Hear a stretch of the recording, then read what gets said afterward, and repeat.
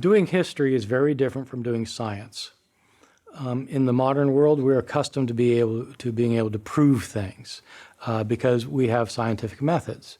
The way science works is you develop an experiment and you repeat the experiment and you change variables one at a time very carefully and you evaluate the results. By doing this, you set up a way of predicting what's going to happen next.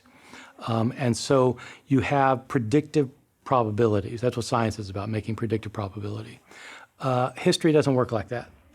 History is not predicting what's going to happen. It's trying to show what did happen.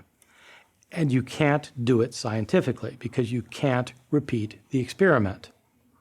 And so it's a completely different way of going about demonstrating the past than predicting scientifically what's going to happen in the future. Of course, science also looks at the past. So I'm not saying that science, lots of science looks at the past. But history, that's all history does. So how do historians show what probably happened? Well, it's less like chemistry, and it's more like criminology. How do you show that a criminal committed an act? Well, maybe you have some eyewitnesses, and you interview them. And if they haven't talked with each other ahead of time, but they tell the same story, that's good. That's good evidence. And so if you only have one eyewitness, that's good.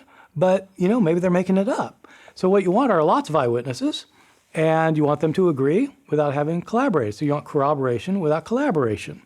What if you don't have eyewitnesses? Well, what if you have people who heard things from eyewitnesses? Okay, well, that's what you got. And so it's not as good as eyewitnesses. And so you try and get as many people like that as you can. So when historians are looking at the past, they use that kind of logic.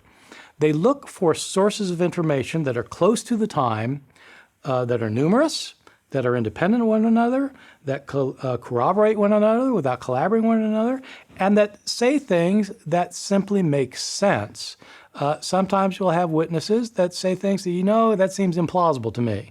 Like, the reason that I was late to work today was because, the moon fell on my house. Yeah, probably not. So you have plausibility measures as well. And so historians look at a range of evidence and they have to make an argument, which means that history is always a matter of weighing probabilities. And that's why different historians have different conclusions about just about everything in history.